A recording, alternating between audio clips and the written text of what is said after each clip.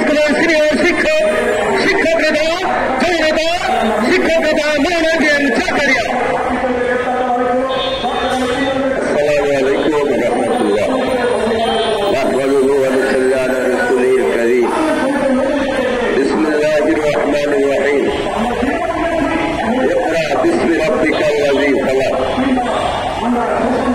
এদেশের শিক্ষক সমাজের আস্থার ঠিকানা জাতীয় শিক্ষক ফোরাম কেন্দ্রীয় কমিটি কর্তৃক আয়োজিত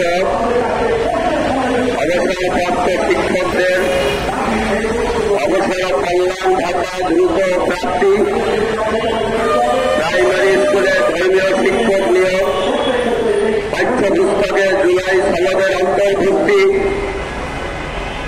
শিক্ষার মান উন্নয়নের বিতর্কিত কমিটি বাতিল, সর্বোপরি শিক্ষা ব্যবস্থা জাতীয়করণের দাবিতে আহত আজকের এই মানববন্ধনে উপস্থিত জাতীয় শিক্ষক ফোরামের কেন্দ্রীয় সেক্রেটারি জেনারেল সহসভাপতি সহ নেতৃবৃন্দ, সহযোগী সংগঠন, বিশেষ করে বন্ধু প্রতিম সংগঠন, স্বতন্ত্র ইবতেদায়ী মাদ্রাসা শিক্ষক ঐক্যজোটের কেন্দ্রীয় সভাপতি যারা প্রফেসর রহমান সহ কেন্দ্রীয় নেতৃবৃন্দ, আমার সাংবাদিক বন্ধুগণ, আইন শৃঙ্খলা রক্ষাকারী বাহিনীর সম্মানিত সদস্যবৃন্দ, আমার বিক্ষুব্ধ বন্ধুগণ, আজকে আমরা প্রেস ক্লাবে মানববন্ধন কেন উপনীত হয়েছি? একটি মানবিক কারণে। সে মানবিক কারণ হল আমি দেখেছি আমার রাষ্ট্র সেই মানবিক আচরণটি বা মানবিক দায়িত্ব পালন করতে তারা ব্যর্থ হয়েছে।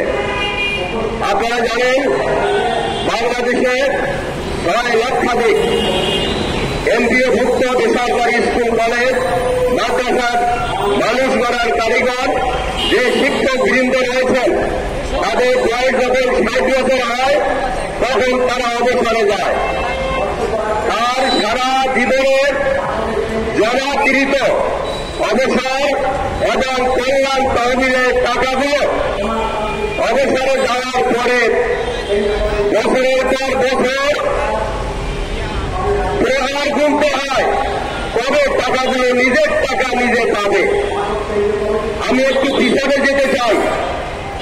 বিগত 16 বছর যে ফ্যাসিস্ট এই রাষ্ট্র চালিয়েছে তারা শিক্ষা ব্যবস্থাকে ধ্বংস করেছে এবং তখন যারা অবসর কল্যাণে ছিল ওই শাহজাহান আলম সাজু এবং অধ্যক্ষ সাদি তারা আমাদের শিক্ষকদের পকেটের টাকা, জমানো টাকা 8,000 কোটি টাকা লোপাট করেছে। এই টাকার কোন হদিস বর্তমান ইন্টারেস্ট গভর্নমেন্ট এ ব্যাপারে কোন পদক্ষেপ না নেয়